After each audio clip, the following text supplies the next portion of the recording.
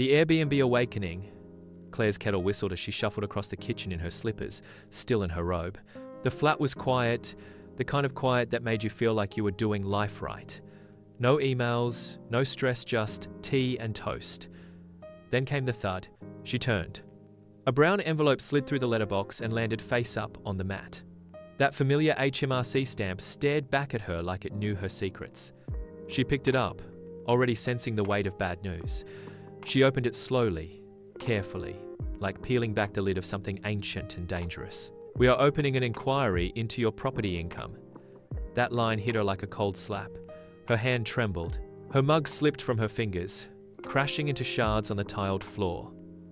She couldn't hear the kettle anymore, just the rush of her own heartbeat. On the page, more words screamed silently: undeclared income, penalty, up to 100% fine, potential prosecution. Claire's mouth went dry. She backed into a chair and sat. This couldn't be real. Except it was. She knew what it was about, and she knew exactly who might have reported her. Brighton suddenly felt very, very small. Claire didn't plan on being a landlord. It started innocently enough an experiment more than anything. Last spring, she cleaned out her spare room, took a few flattering photos, and listed it on Airbnb. Might as well make the room pay rent, she told herself with a grin. But interest exploded. Guests booked back to back. A Dutch couple loved the location.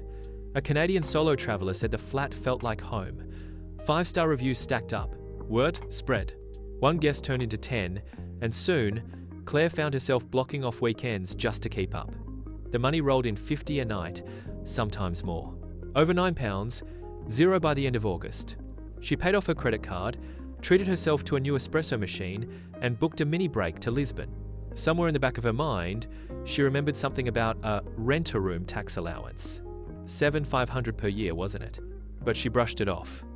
"I'm under the limit," she thought. "I'm fine." What Claire didn't realize, or rather, what she conveniently misunderstood, was that the rent-a-room scheme only applied when you lived in the property and rented a part of it. Claire had moved in with her boyfriend in June. Her guests weren't sharing her home, they were renting it all. And the HMRC doesn't do convenient misunderstandings. Pete had lived in the flat below Claire's for nearly 20 years. Ex-military, ex-bus driver, ex-everything, but currently a full-time keeper of peace and quiet. At least, that's how he saw it. When Claire first started hosting Airbnb guests, Pete was polite, a nod in the hallway, a forced smile at the occasional suitcase being dragged upstairs. But by the third week of rotating stranger sand, the third 2 a.m. door, Slammer's patience wore thin. He left her a note once: "Some of us live here full-time, not a hotel." Claire read it, winced, and tried to be more careful. But guests were guests. They chatted on balconies, buzzed the wrong door, sometimes ordered late-night takeaway. Nothing outrageous, nothing criminal. Still, Pete simmered. One morning, he called the council. Noise complaint. Weeks later, he rang again. Short-term, lead activity. Then on a particularly noisy bank holiday weekend, he went one step further. He filed a report with HMRC. He didn't know everything just enough. He'd seen the Airbnb stickers on guest suitcases, overheard one guest mention the price. He found her listing online with ease. Public calendar. Reviews dating back months. Not declaring that income, he told the agent over the phone. She's not even living there anymore. Claire had no idea. Pete never confronted her. Never mentioned his calls. Never gave away the slightest hint that she was being watched. So when that brown envelope came through her letterbox, Claire was blindsided. She stood in her hallway, one hand over her mouth, reading the HMRC letter again and again. Your property income may have exceeded reporting thresholds. We have reason to believe not all earnings were declared. The air felt thick. She leaned on the kitchen counter and whispered, "Pete." The pieces clicked. The late-night noise complaints. The passive-aggressive comments. The cold nods. He hadn't just disliked the Airbnb traffic, made sure someone with authority knew about it. And now that someone was the tax office. Claire paced her tiny kitchen, phone in one hand, unopened tea bag in the other. Her laptop was already open on the counter, tabs multiplying like panic. Search. Do I pay tax on Airbnb UK? First hit, Gov. UK rent, a room scheme. She read, skimming faster than her brain could catch up. Relief flickered. The allowance was £7,500. She hadn't made that much, right? But then wait. The catch: you only qualify if you're living in the property. Claire sat down slowly. Her Airbnb guests had taken over the entire flat. She'd been staying at her boyfriend's place across town that whole summer. Second tab, property income tax threshold. 1, 0. Anything over that had to be reported, whether or not you thought of it as a business. She checked her earnings again. Just over £9, 0. Tab 3, what happens if you don't declare Airbnb income? Words in bold punched her in the stomach. Penalties, interest, formal inquiries, possible criminal investigation for tax evasion. Claire blinked at the screen, heart racing. Her hands were clammy. She tried to type a follow-up, first-time landlord tax mistake, can I fix it? But the search bar blurred. This is bad, she whispered. The brown envelope sat next to her laptop like a warning label on life. The HMRC letter wasn't just a heads-up, it was a flashing siren. All this time, she'd thought, it's just a bit of extra income. I'm not a landlord. I'm not running a business. It's harmless. But the UK tax system didn't care how she saw it. And now, it was clear. She hadn't just bent the rules, she'd broken them. Claire sat frozen, staring at the HMRC number on her screen. For 10 minutes, her thumb hovered over the call button like it might explode. Finally, she pressed it. Beep. Ring. Hold music. Your call is important to us. Wait time, approximately 60 minutes. 60 minutes felt like a lifetime. She paced the flat, heart thudding. Her mind spun with worst-case scenario courtrooms, debt collectors, her name in some awful government blacklist. Finally, a voice crackled through. HMRC self-assessment, how can I help? Claire's throat tightened. Hi. I received a letter. About an inquiry into property income. I think I made a mistake with Airbnb. She spilled it all, how she didn't know the rules, how she thought she was under the limit, how she didn't live in the flat full-time. The HMRC agent was polite but firm. You'll need to register for self-assessment if you haven't already. Then amend any previous years where income wasn't declared. Be aware you may face penalties and interest for late disclosure.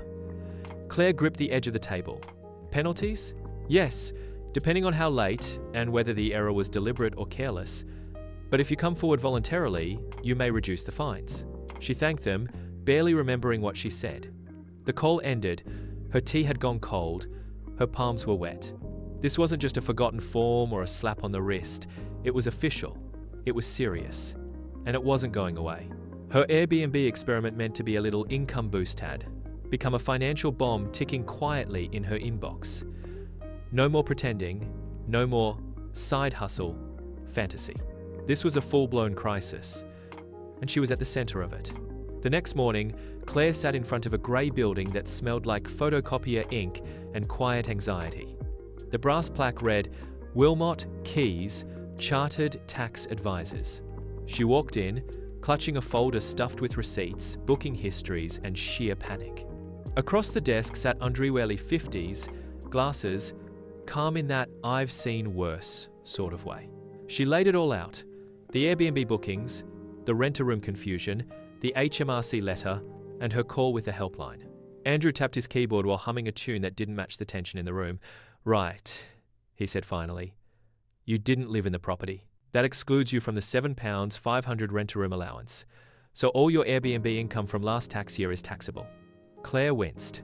You also exceeded the 1-0 property allowance, he added, which means full income reporting, not just the difference. He laid out the numbers. You made just over £9, 0. After expenses, you owe around £1,800 in income tax, plus about £400 in interest, and potentially £500 in penalties. Claire's breath caught. That's a lot. The good news? Andrew smiled faintly. You're coming forward voluntarily. That can reduce penalties significantly. HMRC prefers honesty over hiding. She nodded slowly. 2 days later, with a trembling hand, Claire signed a check, $740.